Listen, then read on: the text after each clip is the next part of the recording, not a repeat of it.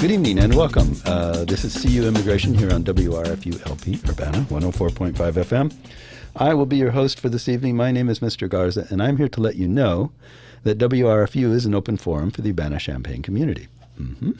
Views expressed are those of the speakers and are not intended to represent WRFU, UCIMC, Urbana Socialist Forum, or UPTV, as we say on the televised version of this show. So, whose views are these? Well, we're going to find out here in just a second when our two guests introduce themselves, and I try to get their volumes right while they're talking, so kind of drag it out a little bit if you would. Ma'am? All right. My name is Nancy Ramirez Blancas. I am a student here at the University of Illinois. I study psychology and pre-law, and I'm also the president for ICAUS, which is Illinois Coalition Assisting Undocumented Students Education, and so I'm very happy to be here. Thank you very much. And I am Anna Rodas. This is my second time on the show. I am officially a senior in graphic design, and I am the vice president of ICAUS this year. Wow. Two ICAUSers, as they say. How long has ICAUS been around? I've heard the name, but it doesn't seem to me like I've heard it for a long time. Is this a fairly recent thing, like just this last year? So just this year, this semester, we registered as a RSO. Oh, okay. So for the first time. And then we've been working together for the past year. And so the past year we weren't called ICAUS. We were just kind of a group of students coming together. And it's not until this semester that everything came together. Oh, okay. So it wasn't around last year? I'm crazy there? Yep. We were just a program coming out of La Casa Cultural Latina, but we wanted to get a bit more of the programming side, up and at it. So we figured registering as a student org through the university was the best bet, and then we tried to do that, and we got it. So yeah, if you were at Quad Day, we were there. Yep. I was there too. I didn't see you because I was sitting at a table the entire time. Like a million tables there. It's impossible to find people unless you have the time. Yeah, I really wish that someone had shown up so I could walk around and see stuff. I did get one bathroom break, which consisted of me trying to dodge people to get to the Lion Union really quick and then do the same thing coming back. And it was like, that was my little excursion on Quad Day. It was interesting, though. Some people walk very slowly. Oh, yes. Oh, yes. The bigger they are, the more slowly they walk. Yeah. Small people, I think, walk really fast. But big people are like, take their time. Oh, what's on my phone? You're like trying to go around. Excuse me. You're like cutting through grass. You're like, forget this path that they set up. We're just gonna go through. Or anywhere. I made the best time on the lawn. That was I definitely. took off, almost ran over some people with kendo swords or something. Oh yeah. Who were just about to fight, and I was like, whoa, sorry. Had to go around them. But anyway, so what does ICAUS hope to accomplish this year? Well, we hope to educate the community, our students, and our faculty members at the university on issues about immigration and DACA students, and really what it means to, meet someone like that, and and also kind of the implications of how laws and policies affect students at the university. Yep. Because I suspect that a lot of people have the opinion like, oh, well, you're here, so you've accomplished whatever you needed to accomplish to get here, so you're done. I mean, now you're just like the rest of us, Right. We're all here together, and we're all doing the same thing. So it's like they imagine perhaps that the hurdles are somewhere prior to getting here. They probably don't have a clear idea of what those might be, but they figure, okay, well, once you've jumped through those hoops and done that stuff, now that you're here, it's fine. But it's not, right? Nope, there's a lot from there on that you still. What kind of ongoing things? I'm sure funding is one of them, but aside from that, what kind of ongoing problems are there? Well, for one, the university has a different administration process for undocumented students. That's kind of very complicated, and we've kind of termed or coined it the iShuffle. Yeah, I like that. Because as an undocumented student, registering at the university, you get shuffled around departments, people, until you end up at La Casa, and then that's when finally you're figuring out what you have to do to, be registered, to be, in the administration process and stuff. So it's it's pretty complicated. And so a lot of students really don't know how to do that. And so we kind of guide them along the way and give them those resources that they need. So do a lot of administrators not know either? Like you go into somebody's office and they're like, well, you didn't fill out this line. And you're like, well, I can't because it's asking for this. And they're like, oh, well, I don't know what to do. So call. So it's just they keep pushing you on this. I see. Yeah, and in my experience, I was like, I'm DACA. And they're like, what's that? And it's like, oh, so it's like spending like 20 minutes trying to explain what it is. And it's embarrassing sometimes. And is it that hard to they've done it before, right? They've been doing this for a while. Yeah. But they just somehow magically never happened to run into somebody? I don't know. Yeah, I guess that could be... my parents and I always asked ourselves the same questions, like, how long has DACA, been a thing? And I think from when it was my freshman year, maybe it was around for, 3-4 years or so. Yeah. So there was... someone had to gone by that office at some point, but it was the same thing as Nancy. You try to explain it all, and then they still don't understand because they still don't know what their protocol would be to it. And it was just sort of sending you to somebody else and hope for the best, and then that's where you keep shuffling from office to office, person to person. And I guess what we really want to do with High Cause is try to get these students early on. So they wouldn't have to spend weeks, months just trying to figure things out and trying to get discouraged when we try to make ourselves available for them. But I guess that's definitely what the Ally training is trying to promote, just getting more people, more faculty members from individual colleges or the administration itself to get educated. Even if they don't know specific the answers to specific questions, they have a website now they can go to. They know most likely one of us now. They can contact someone, and we're available. It's not like we're kind of hiding anywhere. We're trying to make ourselves available for everyone to see. So in case anyone comes up with any sort of questions, we're there. I don't suppose, because I know that I'm trying to think of how to phrase this, because we being CU Immigration Forum, have talked to university officials and city officials, and Urbana is officially a sanctuary city. So they've kind of made it codified in their policy how they deal with undocumented persons. But Champaign kind of is like, no, we don't really want to, we don't issue proclamations. That's beneath us. That's kind of their attitude. But we have all the same policies.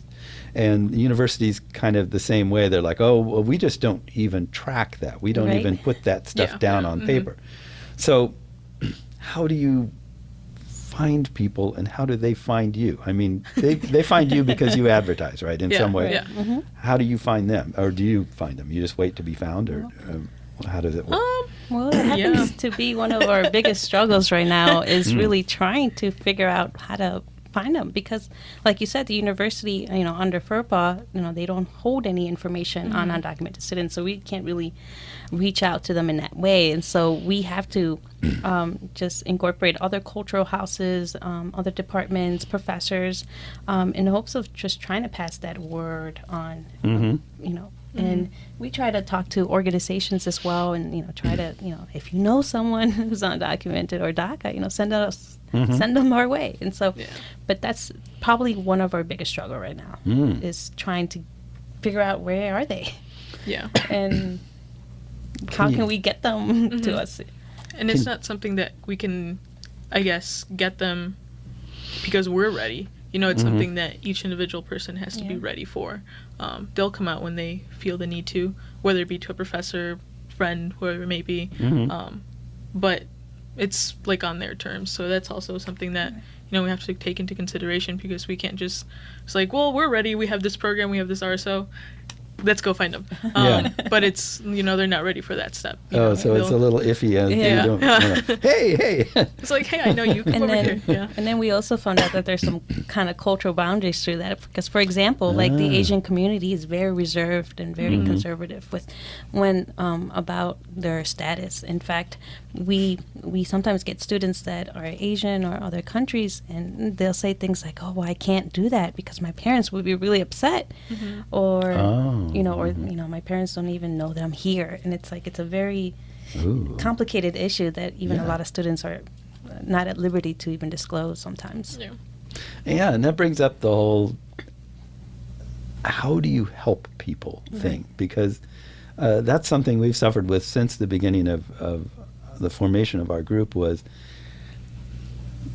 we know that we have good intentions, but how do we convince you that we have good intentions, and how do we decide how to help people when not everyone, when even people that you know probably need help don't necessarily want it, or don't think they need help, or would rather kind of avoid it because that makes things too real or something like that. I mean, it gets to be really weird. At some point you have to ask yourself, am I being like paternalistic here? Am I just like deciding, okay, I'm going to help you whether you like it or not? It's like, I don't know. It's a strange thing. And I know I've struggled with that on a number of occasions. Like, we'd have, in the first days of DACA, when it was first coming out, we'd have these like workshops to help people sign up. Like, here's the information you need. Here's, so bring your information to us and we'll tell you whether it's good or bad or what you need and what you don't. That sounds like a nice, helpful thing.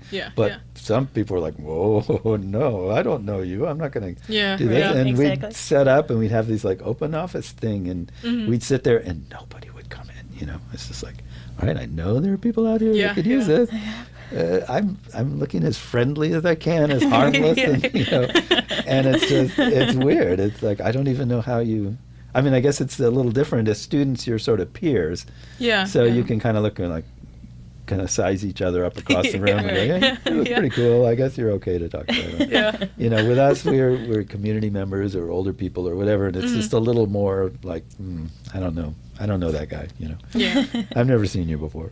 Right. So, but it just does raise an interesting question. At what point are you just trying to be helpful even when nobody wants you to, versus being available to be helpful for people who are crying for that aid of some sort? I think a lot of it can do, like, to deal with that, be kind of like word of mouth. Because I think, when I was definitely applying to DACA, I know we had in my hometown similar workshops, but it was like, it's just sort of like, wait, see like what happens. But after a couple of years, because I wanted to wait till I was close to graduating high school, then we heard nothing but good things about it, nothing bad. So we're like, okay, let's try to do this.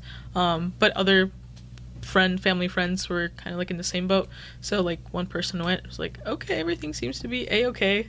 Next person. So it's just sort of like keeping that cycle of that conversation going and making sure that's like, okay, things are still fine. What could be the next step?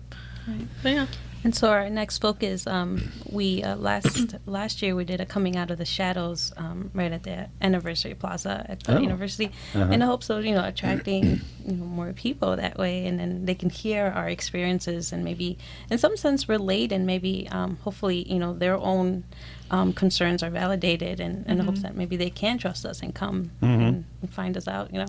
Yeah, which brings us to the latest news.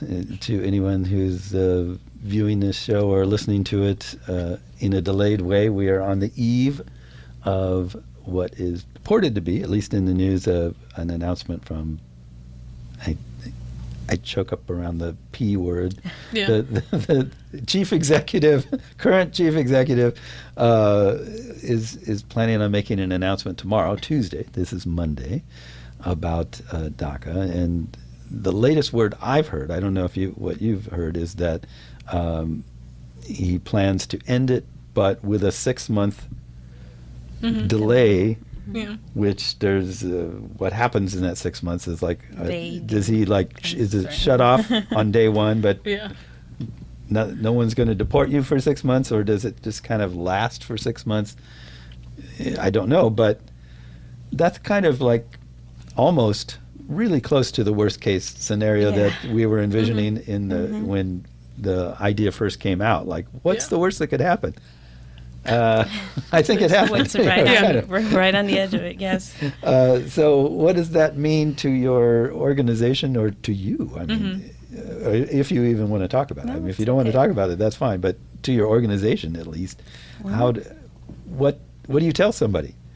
I mean, surely people are coming to you saying, what am I going to do? And you're supposed to say what? Do that. Yeah.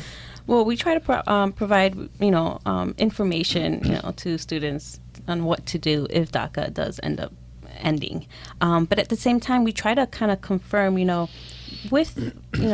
looked at the history of the United States, and you can tell that every 30 years or so, at least in the past, there's been some type of immigration concern or law or policy that just gets put in motion. And so we are right on the cusp of that. Yeah. And I mean, and every single time that any laws or policies have been changed, we've kind of move on from there, and we begin from there again, regardless if it's positive or negative. And so that's how we're taking it right now, at least for our cause. We're gonna take in what the president says, and we're gonna try to then use that information to now cater to our students.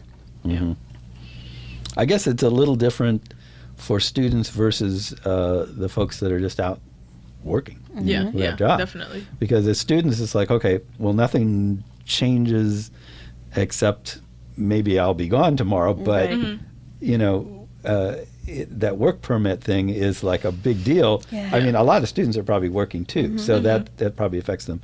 But I just don't know. I have a lot of friends who are like they have jobs, they have houses and cars and families, and it's like, what does that mean to them? I don't even know. I'm almost, I don't want to say I want to avoid having conversations with them, but I'm kind of like, I kind of don't want to talk about this because I don't know. I mean, I don't know what happens to you. If you can't work, then suddenly what? You did become a dishwasher at Dos Reales or something like that. See, that's my biggest fear. Right now I work. I work as a recovery specialist. I take care of my clients, and the thought of possibly losing my job is very scary because that's how I kind of pay for my rent and my livelihood, and then trying to go to school at the same time will probably, I don't know. It just seems like a very scary situation. Sure. And then just recently I got accepted to go travel to Mexico under the U.S.-Mexico Foundation. And so I just filed for my advance parole. And so now I'm like, is this a smart move, or should I go to Mexico? I mean, it's gotten complicated as to, what would really happen. And so the fact that I am very uncertain about what's going to happen in the future just worries me. Yeah. No, that's very true. I mean, same thing. I'm pretty sure everyone that has DACA, that at least I know of, is most definitely working. Or at least more than one job as well. So very few people are just like, I'm a student. Just sort of chilling out there. Just hanging out. We're definitely taking advantage of it, especially now that we have it. But it's, same thing. I'm an RA within university housing. I have a whole floor to look after, and that just pays at least for half of my tuition right there.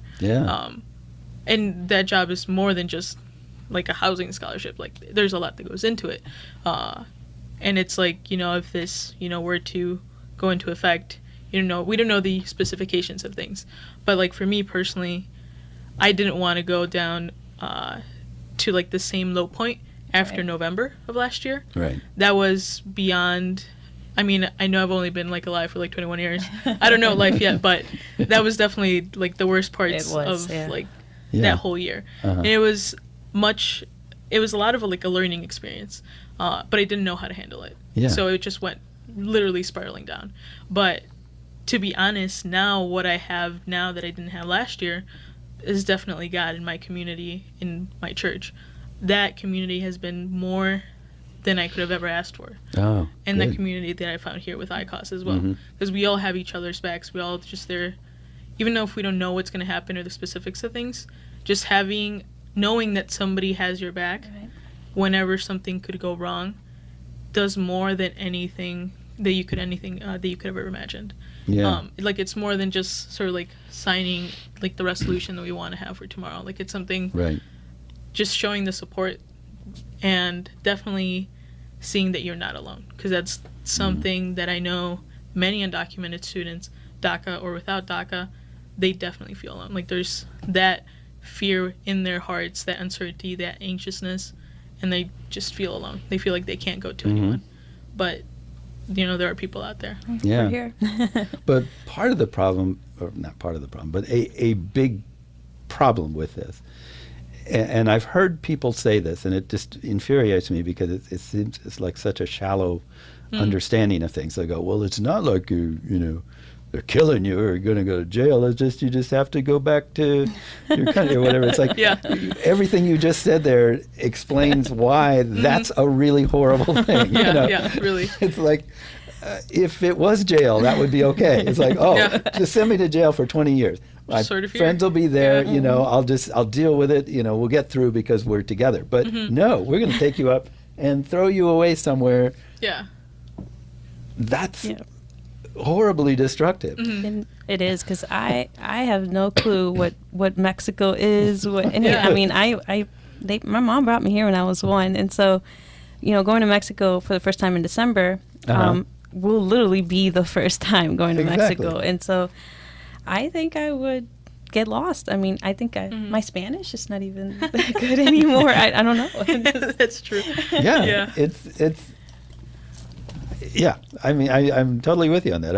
I'm at a loss for words when I try to think to explain to people how disruptive that idea is. It's not a simple thing. It's like, oh man, you can reapply and come back. And like, no, it's like 20 years or so. You have to consider those restrictions. Like, let's say you do get deported, but you have to be in your country for 10, 15, 20 years, whatever. Something like that, yeah. In that time, you build your life again. Right. You're not coming back unless you're very desperate and there's something that is making you come back. Right. But if you're just being taken out, in that time, you're not just sort of going to wait 20 years and just wait to come back, save some money just to do that. Like, you're starting from zero. You're starting from nothing. Exactly.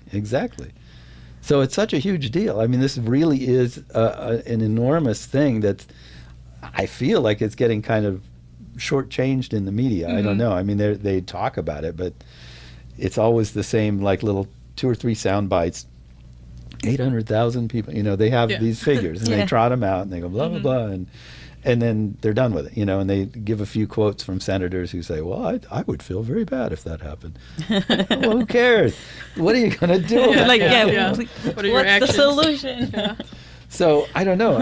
The idea that I've heard expressed is that the 6 months is supposed to give Congress time to come up with an answer, like to force their hand. Yeah. And if that's what he's doing, which I find really hard. Suddenly this guy goes from being a crazy bomb thrower to a strategist. Like, okay, I've got this plan here, and we're going to see what happens. I care about the dreamers. Yeah, it's like, come on. I don't really buy that. But maybe somebody had this plan, and it's their idea.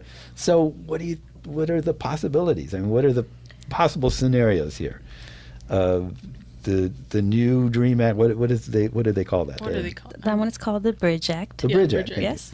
So that comes up again, and all the usual suspects either vote for it or, Steve King comes out and goes, "Oh no, drug dealers! No, we don't want them in." What's different this time? What happens differently? I don't even know. The Bridge Act is a more national bill, but at least for Illinois, we have the Access Bill. Yeah. That would allow undocumented students to apply for financial aid, and that's something that we definitely need. That's good. We look forward to, but the Bridge Act will allow at least people like us to have a path towards citizenship, which is really what we all want. Yeah. Yeah. So it's, but how? What? I guess I don't know enough about it. So what sort of path is it? It's not any of this you have to leave the country and come back business. It's just what you do. You get a green card? I don't know. I can't remember the specifics. I read about this a month or so ago. But it was, you have to, in order to apply for it, you have to be here for a certain amount of time. Right. There's different paths you can take if you have DACA or if you don't have DACA. After that time, you apply for your green card. Yeah. And then you're just sort of here for X amount of time. 5 years or so. You work, you go to school, whatever it is that you are doing, and then you apply again for citizenship. Well, So that's not they're bad. giving, I guess what this, what the Bridge Act allows, it gives us a bit more of a time frame for how things would kind of go. Right. Which we didn't have before. It was just sort of like up in the air and see Yeah. which congressman or senator decides to write this up. Right. I mean, of course, then you gotta, fulfill their requirements. Yeah. No criminal background, going to school, Mm-hmm. and maybe even joining the army. And so, Hmm. and then of course, you had to be here from a young age. Do you have to carry a flag with you wherever Yeah. you go and pledge allegiance every morning every before morning. breakfast? And oh God, it's just so stupid. But that doesn't sound too bad. That sounds better than I kind of was imagining it.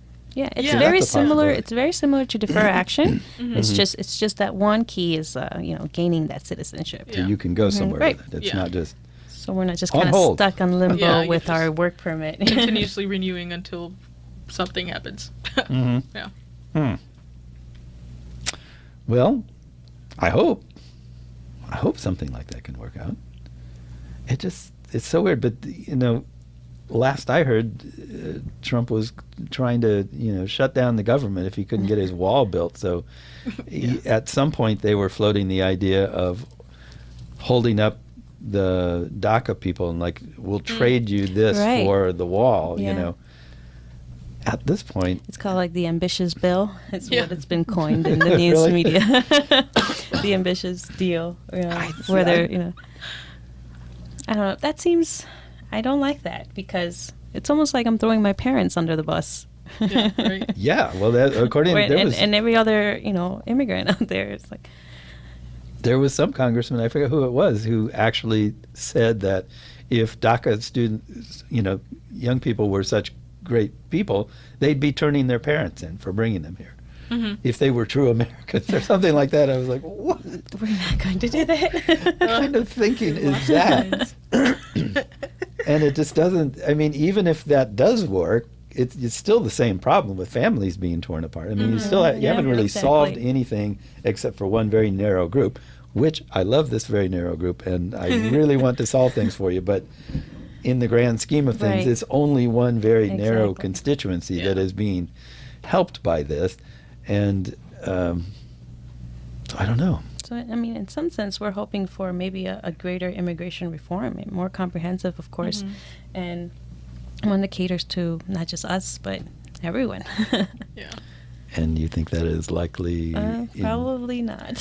what lifetime and whose lifetime is that? I don't know. Well, it's been proven that really tough immigration laws incite more illegal immigration, and so we know for a fact that does not work. And so, I know. the government needs to be aware of that and really figure out other solutions to that. But they're not trying. That's the problem. There's an entire segment of the government that doesn't care about that at all. They care about firing up people and getting really. them to support them because they're scared or they're angry or whatever. That's all they care about. So solutions, you can come up with every logical solution you want, and it doesn't matter because they're not listening. And that's the hard part, I think.